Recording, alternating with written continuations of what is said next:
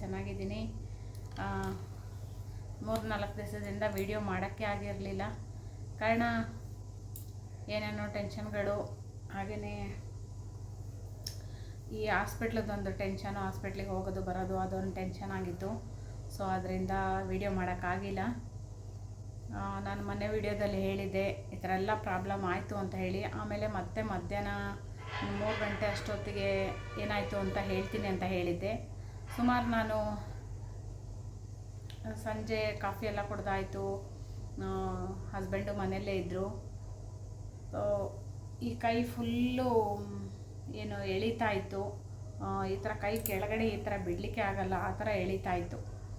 So 6 ಗಂಟೆ ಆಯಿತು, 7 ಗಂಟೆ ಆಯಿತು. ನನಗೆ ಮಲಗಬೇಕು ಅನಿಸುತ್ತೆ, ಮಲ್ಕೊತೀನಿ. ಆದರೆ ಮಲ್ಗೋಕ್ಕಾಗೋದಿಲ್ಲ. ಈ ಸೈಡ್ ಮಲ್ಗೋಕ್ಕೆ ಆಗಲ್ಲ, ಲೆಫ್ಟ್ ಸೈಡು ಕೈ ಎಳಿತಾನೆ ಇತ್ತು. ಆಮೇಲೆ ಮಲಗಿದ್ರೆ ಚೆಸ್ಟ್ ಪೇನ್ ಬರ್ತಾಯಿತ್ತು. ಹಾಗೆಯೇ 9 ಗಂಟೆ ಆಯಿತು, 10 ಗಂಟೆ ಆಯಿತು. ನಾನು ಊಟ ಮಾಡೋಕ್ಕೂ ಇಂಟ್ರೆಸ್ಟೇ ಇರಲಿಲ್ಲ. ಊಟ ಮಾಡುವ ಬಲವಂತವಾಗಿ ಅವತ್ತು ಊಟ ಮಾಡಿದೆ. ಊಟ ಮಾಡಿ ಮಲ್ಕೊಳಕ್ಕೆ ಹೋಗ್ತೀನಿ, ಆಗೋದೇ ಇಲ್ಲ. ಆದ್ರೂ ಗ್ಯಾಸ್ಟ್ರಿಕ್ ಇರ್ಬೋದು, ಗ್ಯಾಸ್ಟ್ರಿಕ್ಕಿಂದ ಈ ಥರ ಎಲ್ಲ ಆಗ್ತಾಯಿದೆ ಅಂದ್ಬಿಟ್ಟು ಕೈ ಸ್ವಲ್ಪ ನಮ್ಮ ಮನೆಯವರು ಮಸಾಜ್ ಮಾಡಿಕೊಟ್ರು. ಮತ್ತು ಹಾಗೆಯೇ ಕಂಟಿನ್ಯೂ ಆಯಿತು. ನಾನು ಮಲಗೋಕ್ಕೆ ಆಗ್ತಾಯಿಲ್ಲ. ಈ ಥರನೇ ಕುತ್ಕೊಂಡು ಸುಮಾರು 1:30-2 ಗಂಟೆ ಆಯಿತು. ಆವಾಗ ಫುಲ್ಲು ನಿದ್ದೆ ಬರ್ತಾಯಿದೆ, ಆದರೆ ಮಲ್ಗೋಕ್ಕಾಗ್ತಾಯಿಲ್ಲ. ಹೇಗೋ ಮಲ್ಕೊಂಡಿದ್ದೀನಿ. ಒಂದು 6 ಗಂಟೆ ಆಯಿತು, ಬೆಳಗಿನ ಜಾವ. ಬೆಳಗ್ಗೆ 6 ಗಂಟೆಗೆ ಆದಮೇಲೆ ನನಗೆ ಆಗ್ತಾನೇ ಇಲ್ಲ. ಎದೆ ನೋವು ಅಷ್ಟು ಬರ್ತಾಯಿದೆ. ಆಮೇಲೆ ಕೈ ಎಳೀತಾ ಇದೆ, ಫುಲ್ಲು ಕೈ ಎಳೀತಾ ಇದೆ. ನಮ್ಮ ಮನೆಯವರು ಡ್ಯೂಟಿಗೆ ಹೋದರು. ಯಾಕಂದರೆ ಚಿಕ್ಕವನ ಮನೇಲಿದ್ದ. ಸೊ ಅದರಿಂದ ಡ್ಯೂಟಿಗೆ ಹೋದರು. ಡ್ಯೂಟಿಗೆ ಹೋಗಿ ಅವ್ರು ಹೇಳಿದ್ರು, ಗ್ಯಾಸ್ಟ್ರಿಕ್ಕಿಗಂತಲೇ ನಾವು ಟ್ಯಾಬ್ಲೆಟ್ಸ್ ತೊಗೊಂಡು ಬಂದ್ವಿ. ಟ್ಯಾಬ್ಲೆಟ್ಸ್ ತೊಗೊಂಡು ಬಂದೆ. ನನಗೆ ಯಾಕೋ ತಿನ್ಲಿಕ್ಕೆ ಮನಸ್ಸಾಗಿಲ್ಲ. ನಾನು ಚಿಕ್ಕವನಿಗೆ ಹೇಳಿದೆ, ಒಂದು ಕೆಲಸ ಮಾಡು, ಯಾವ್ದಾರು ಹಾಸ್ಪಿಟ್ಲು ಕ್ಲಿನಿಕ್ಕು ಓಪನ್ ಇದೆಯಾ ನೋಡು ಅಂತ ಹೇಳಿದೆ. ಸರಿ, ಒಂದು ಕೆಲಸ ಅವನೇ ಹೇಳ್ದ, ಸರಿ ಆಯಿತು, ನೀನು ರೆಡಿಯಾಗು, ಇಬ್ಬರು ಒಟ್ಟಿಗೆ ಹೋಗೋಣ, ಮತ್ತೆ ಬರೋದು ನಿನ್ನನ್ನು ಕರ್ಕೊಂಡು ಹೋಗೋದು ಆಗಲ್ಲ, ನೀನು ರೆಡಿಯಾಗಿಬಿಡು ಅಂತ ಹೇಳ್ದ. ಇಬ್ಬರು ರೆಡಿಯಾಗಿ ಹೋದ್ವಿ. ಅಲ್ಲೊಂದು ಕ್ಲಿನಿಕ್ ಓಪನ್ ಆಗಿತ್ತು. ಸೊ ಅಲ್ಲಿಗೆ ಹೋದ್ವಿ. ಅಲ್ಲಿ ಹೋಗ್ಬಿಟ್ಟು ಏನದು ಚೆಕಪ್ ಎಲ್ಲ ಮಾಡಿಸ್ಕೊಂಡಾಯಿತು. ಏನು ECG ಮಾಡಿ ಅಂತ ಹೇಳಿದ್ರು. ECG ಮಾಡೋಕ್ಕೆ ಹೇಳಿದರು. ಡಾಕ್ಟ್ರು ಬರೋದು 9:30 ಆಗುತ್ತೆ. ನರ್ಸ್ಗಳಿದ್ದಾರೆ, ಆಮೇಲೆ ಅಲ್ಲೆಲ್ಲ ಇರ್ತಾರಲ್ವ ಸ್ಕ್ಯಾನ್ ಮಾಡೋರು, ಅವರೆಲ್ಲ ಇದ್ದಾರೆ. ನನಗೆ ECG ಮಾಡಿಸಿದ್ವಿ. ECG ಮಾಡಿಸಿದ ತಕ್ಷಣವೇ ಒಂದು 10 ನಿಮಿಷ ಆಯಿತು. 10 ನಿಮಿಷ ಬಿಟ್ಟು ನಾನು ಹೊರಗಡೆ ಕೂತ್ಕೊಂಡಿದ್ದೆ. ನಾನು ನನ್ನ ಮಗ ಹೊರಗಡೆ ಕೂತ್ಕೊಂಡಿದ್ವಿ. ಅವ್ರು ಹೇಳಿದ್ರು, ಡಾಕ್ಟ್ರು ಬರೋ ತನಕ ಲೇಟ್ ಆಗುತ್ತೆ ಅಮ್ಮ, 9:30-10 ಗಂಟೆ ಆಗುತ್ತೆ ಡಾಕ್ಟ್ರು ಬರೋದು. ECG ರಿಪೋರ್ಟ್ ಬಂದ ತಕ್ಷಣ ಏನು ಅಂತ ಡಿಸೈಡ್ ಮಾಡಿ ಅಂತ ಹೇಳಿದ್ರು. ಕೂತ್ಕೊತೀರೋ ಇಲ್ಲ ಮನೆಗೆ ಹೋಗ್ತಿರೋ ಅಂತ ಹೇಳಿ ಅಂತ. ECG ರಿಪೋರ್ಟು ಬಂತು. ಅದು ಈ ರಿಪೋರ್ಟ್ ತೊಗೊಂಡು ಬಂದರು. ಈ ರಿಪೋರ್ಟ್ ತೊಗೊಂಡು ಬಂದುಬಿಟ್ಟು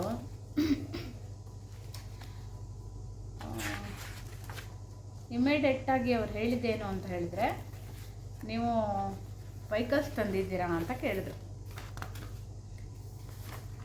ಇದು ರಿಪೋರ್ಟು, ಪೇಪರ್ ಎಲ್ಲ ಆ ಕಡೆ ಇದೆ. ಇಮಿಡಿಯೇಟಾಗಿ ಹೇಳಿದ್ರು, ನೀವು ವೆಹಿಕಲ್ಸ್ ತಂದಿದ್ದೀರಾ ಅಂತ ಕೇಳಿದ್ರು. 2 ವೀಲರ್ ಏನಾರು ಇದೆಯಾ, ಆಟೋ ಮಾಡ್ಕೊಂಡು ಹೋಗಿ ಬಂದಿದ್ದೀರಾ ಅಂತ ಕೇಳಿದ್ರು. ಇಲ್ಲ, ನಾವು ಹೇಳಿದ್ವಿ 2 ವೀಲರ್ ಇದೆ ಅಂತ ಹೇಳಿದ್ವಿ. ನೋಡಿ, ನೀವು ಇವಾಗ ಇಮ್ಮಿಡಿಯೇಟಾಗಿ ಜಯದೇವ ಹಾಸ್ಪಿಟ್ಲಿಗೆ ಹೋಗಲೇಬೇಕು. ನೀವು ಆಟೋ ಗಾಡಿ ಅದು ಇದು ಅಂತ ವೆಯ್ಟ್ ಮಾಡೋಷ್ಟೇ ಇಲ್ಲ. ನೀವು ಎಮರ್ಜೆನ್ಸಿಯಾಗಿ ನೀವು ಹೋಗಲೇಬೇಕು ಹಾಸ್ಪಿಟ್ಲಿಗೆ ಅಂತ ಹೇಳಿ. ನನಗಂತೂ ನನ್ನ ಜೀವ ಎಲ್ಲ ಏನು ಹೇಳ್ತಾರೆ, ಬಾಯಿಗೆ ಬಂದಾಗುತ್ತೆ. ಜೀವ ಎಲ್ಲ ಬಾಯಿಗೆ ಬಂದಂಗಾಯಿತು ಅಂತಾರಲ್ಲ, ಹಂಗಾಗೋಯ್ತು. ನನಗೆ ಅಳಕ್ಕೆ ಸ್ಟಾರ್ಟು. ನನ್ನ ಬಾಡಿಯೆಲ್ಲ ಈ ಥರ ಆಗ್ತಾಯಿದೆ. ಏನು ಮಾಡಬೇಕಂತ ಗೊತ್ತಾಗ್ತಾಯಿಲ್ಲ. ಇವನು ಪಾಪ, ಅವನು ಚಿಕ್ಕವನು, ಅವನಿಗೆ ಧೈರ್ಯ ಹೇಳ್ಬೇಕು ನಾನು. ಅಂಥದ್ರಲ್ಲಿ ನಾನೇ ಹೆದರ್ಕೊಬಿಟ್ಟಿದ್ದೀನಿ ಫುಲ್ಲು. ಅವರು, ನೀವು ತಡ ಮಾಡೋಂಗೆ ಇಲ್ಲ ಮೇಡಮ್, ನೀವು ಅರ್ಜೆಂಟಾಗಿ ಹೋಗಬೇಕು ಅಂತ ಹೇಳಿದ್ರು. ಸರಿ ಅಂತ ಹೇಳಿ ನಾನು ಅಳ್ಳೋಕ್ಕೆ ಸ್ಟಾರ್ಟ್ ಮಾಡ್ಕೊಬಿಟ್ಟೆ ಅಲ್ಲೇ. ಇವನೇನು ಮಾಡ್ದೆ, ಸರಿ ಆಯಿತು ಕೂತ್ಕೋ, ನನಗವ್ನು ಬೈತಾ ಇದ್ದಾನೆ, ಟೆನ್ಷನ್ ಆಗಬೇಡ, ಏನೂ ಆಗಲ್ಲ, ನೀನು ಕೂತ್ಕೋ, ಪಪ್ಪನಿಗೆ ಒಂದು ಫೋನ್ ಮಾಡಿ ಹೇಳು ಅಂತ ಹೇಳಿದ್ರು. ಸರಿ ನಾವೇನು ಮಾಡಿದೆ, ನಮ್ಮ ಮನೆಯವ್ರಿಗೆ ಫೋನ್ ಮಾಡಿ ಹೇಳಿದೆ ಏನಂತ ಹೇಳಿ, ನಾವು ಎಮರ್ಜೆನ್ಸಿ ಜಯದೇವ ಹಾಸ್ಪಿಟ್ಲಿಗೆ ಹೋಗ್ತಾಯಿದ್ದೀವಿ, ಮತ್ತು ನೀವು ಬನ್ನಿ ಅಂತ ಹೇಳಿದೆ. ಪಾಪ ಅವರು ಜಯದೇವ ಹಾಸ್ಪಿಟ್ಲ್ ಎಲ್ಲಿ ಅಂತ ಅವ್ರಿಗೆ ಗೊತ್ತಿಲ್ಲ, ಆಫೀಸಲ್ಲಿ ಕೇಳಿದ್ದಾರೆ ಅಂತೆ ಜಯದೇವ ಹಾಸ್ಪಿಟ್ಲ್ ಎಲ್ಲಿ ಅಂತ ಹೇಳಿ. ಅವ್ರು ಆಮೇಲೆ ಅಲ್ಲಿಂದ ಹೇಳಿದ್ದಾರೆ. ಜಯದೇವ ಹಾಸ್ಪಿಟ್ಲಿಗೆ ಹೋದ್ವಿ, ಇಮ್ಮಿಡಿಯೇಟಾಗಿ ಹೋದ್ವಿ. ಅಲ್ಲಿ ಹೋಗಿ ಏನು ನಮ್ಮದು ಹೆಸರು ಬರ್ಸೋದು ಅದು ಇದು ಎಲ್ಲ ಮುಗೀತು. ಆಮೇಲೆ ನಾನು ಅಲ್ಲಿ ಫಸ್ಟು ಒಂದು ನಮ್ಮದು ಆರೋಗ್ಯ ಕಾರ್ಡ್ ಇದೆ ಅದನ್ನು ಕೇಳ್ಕೊಂಡ್ವಿ. ಯಾಕಂದರೆ ಅಮೌಂಟ್ ಬೇಕಲ್ವ, ಹಾಸ್ಪಿಟ್ಲಿಗೆ ಹೋಗ್ತೀವಿ ಅಂದರೆ ಸುಮ್ಮನೆ ಆಗೋದಿಲ್ಲ. ಏನು ಎಮರ್ಜೆನ್ಸಿ ಆಗಿಬಿಟ್ರೆ ಏನು ಮಾಡೋದು ಅಂದ್ಬಿಟ್ಟು ಫಸ್ಟ್ ಅಲ್ಲಿ ಕೇಳಿದ್ವಿ. ಅವ್ರು ಇರ್ತಾರಲ್ವ ಎಲ್ಲ ಹೇಳೋದು, ಆಪ್ರೇಷನ್ ಆಗಬೇಕಾ, ಅದು ಏನು ಬೇಕು ಏನು ಅಂತ ಹೇಳೆಲ್ಲ.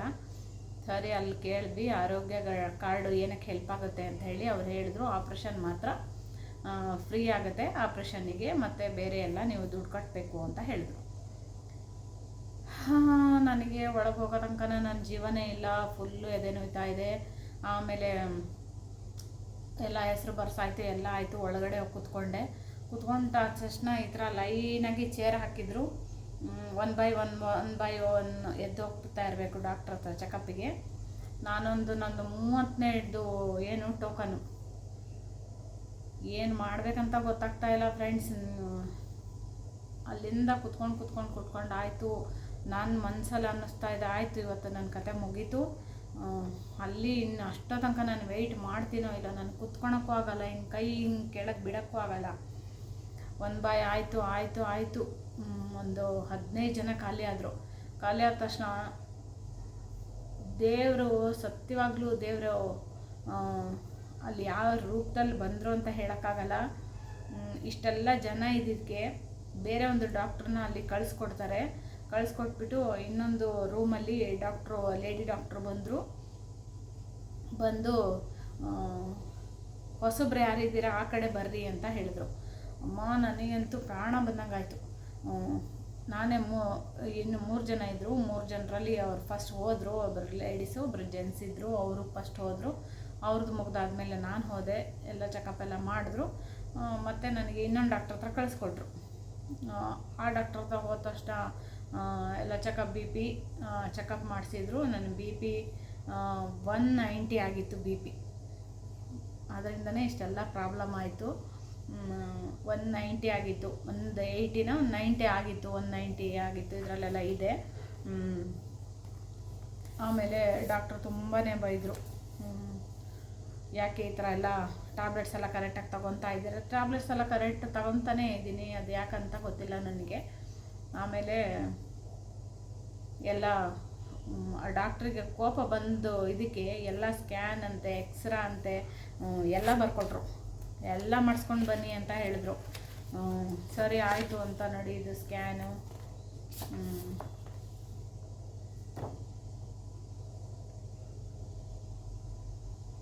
ಎಲ್ಲ ಮಾಡಿಸ್ಕೊಂಡು ಸ್ಕ್ಯಾನಿಂಗು, ಆಮೇಲೆ ಹಾರ್ಟಿಂದೇನು ಪ್ರಾಬ್ಲಮ್ ಇಲ್ಲ.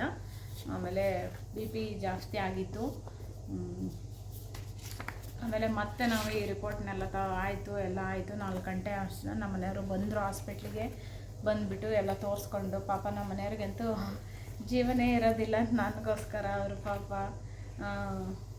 ನಿಜವಾಗ್ಲೂ ಹೇಳಿದ ತಕ್ಷಣವೇ ಅದು ಎಷ್ಟು ಕಷ್ಟ ಬಿದ್ದು, ಎಷ್ಟು ದುಃಖದಿಂದ ಓಡಿ ಬಂದ್ರಂತ ಗೊತ್ತಿಲ್ಲ. ಅಲ್ಲಿಗೆ ಬಂದುಬಿಟ್ಟು ಎಲ್ಲ ಮುಗೀತು. 4 ಗಂಟೆ ಒಳಗೆ ಟ್ಯಾಬ್ಲೆಟ್ಸ್ ಎಲ್ಲ ಕೊಟ್ಟರು. 3 ಮಂತು ಟ್ಯಾಬ್ಲೆಟ್ಸು ಇರುತ್ತಲ್ವ, BP, ಶುಗರು, ಆಮೇಲೆ ಥೈರಾಯ್ಡು, ಅದರದ್ದೇ ಎಲ್ಲದೂ ಕೊಟ್ಟರು. ಆಮೇಲೆ ಮತ್ತೆ ನಾವು ನೆಕ್ಸ್ಟ್ ಡೇ ಮತ್ತೆ ಸೆಂಟ್ ಜಾನ್ಸಿಗೆ ಬಂದ್ವಿ. ಸೆಂಟ್ ಜಾನ್ಸಿಗೆ ನಾವು ತೋರಿಸ್ಬೇಕಿತ್ತಲ್ವ, ರೆಗ್ಯುಲರ್ ಚೆಕಪ್ಪಿಗೆ ಹೋಗಬೇಕಿತ್ತು. ಸೊ ಅಲ್ಲಿ ಬಂದ್ವಿ. ಅಲ್ಲಿ ಬಂದಮೇಲೆ ಅದೇನು ಹೇಳ್ತಾರಲ್ಲ, ಬೆಂಕಿಯಿಂದ ಬಿದ್ದು ಏನೋ ಅಂತಾರ, ಬಾಣಲೆಗೆ ಬಿದ್ದರು ಅಂತ ಹೇಳಿ, ಆ ಥರ ಅಲ್ಲಿ ಬಂದ್ವಿ. ಅಲ್ಲಿ ಒಂದಿಷ್ಟು ರಿಪೋರ್ಟ್ ಮಾಡ್ಕೊಬರಕ್ಕೆ ಹೇಳಿದರು. ಅದು ಯಾವುದು ಹಾಸ್ಪಿಟ್ಲು ಅಂತ ಹೇಳಿದ್ರೆ,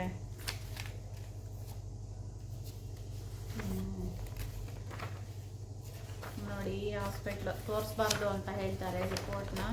ನೋಡಿ ಇಲ್ಲಿದೆ.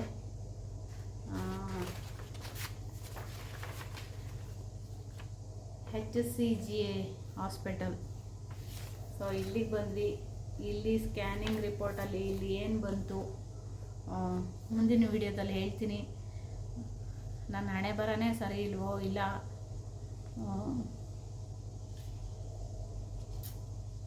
ಗೊತ್ತಿಲ್ಲ, ಯಾವ ಜನ್ಮದಲ್ಲಿ ಏನು ಕರ್ಮ ಮಾಡಿದ್ದೀನೋ ಈ ಜನ್ಮದಲ್ಲೆಲ್ಲ ಅನುಭವಿಸ್ಬೇಕಾಗ್ಬಿಟ್ಟಿದೆ. ಸೊ ಈ ರಿಪೋರ್ಟಲ್ಲಿ ಎಲ್ಲ ಏನು ಬಂತು ಅಂತ ಹೇಳಿ ನಾನು ಮುಂದಿನ ವಿಡಿಯೋದಲ್ಲಿ ಹೇಳ್ತೀನಿ. ನಿಮ್ಮೆಲ್ಲರ ಪ್ರೀತಿ, ನಿಮ್ಮೆಲ್ಲರ ಸಪೋರ್ಟು ನನಗೆ ಸದಾ ಇದೇ ಥರ ಕೊಡಿ. ಆದಷ್ಟು ನಾನು ನಿಮಗೆ ನಾನು ಫ್ರೀಯಾಗಿದ್ದಾಗ, ನಾನು ಚೆನ್ನಾಗಿದ್ದಾಗ ನಿಮ್ಗಳ ವಿಡಿಯೋ ನೋಡ್ತೀನಿ, ಸಪೋರ್ಟ್ ಮಾಡ್ತೀನಿ. ನಾನು ನೋಡೋಕ್ಕಾಗಿಲ್ಲ ಅಂದ್ರೂ ವಿಡಿಯೋ ಆನ್ ಮಾಡಿ ಬಿಟ್ಟಿರ್ತೀನಿ ನಾನು, ಯಾಕಂದರೆ ನನಗೆ ನಿಮ್ಗಳ ಸಪೋರ್ಟು ತುಂಬ ಮುಖ್ಯ. ದಯವಿಟ್ಟು ನನಗೆ ಸಪೋರ್ಟ್ ಮಾಡಿ. Thank you so much friends, ಎಷ್ಟೆಲ್ಲ ಸಪೋರ್ಟ್ ಮಾಡಿದ್ದೀರಾ. ನಿಮಗೆ ನಾನು ಯಾವತ್ತೂ ಚಿರಋಣಿ ಆಗಿರ್ತೀನಿ. ಮುಂದಿನ ವಿಡಿಯೋದಲ್ಲಿ ಮತ್ತೆ ಸಿಗ್ತೀನಿ. ಈ ರಿಪೋರ್ಟಲ್ಲಿ ಏನು ಬಂತು ಅಂತ ಹೇಳಿ ಮುಂದಿನ ವಿಡಿಯೋದಲ್ಲಿ ಹೇಳ್ತೀನಿ. Thank you so much.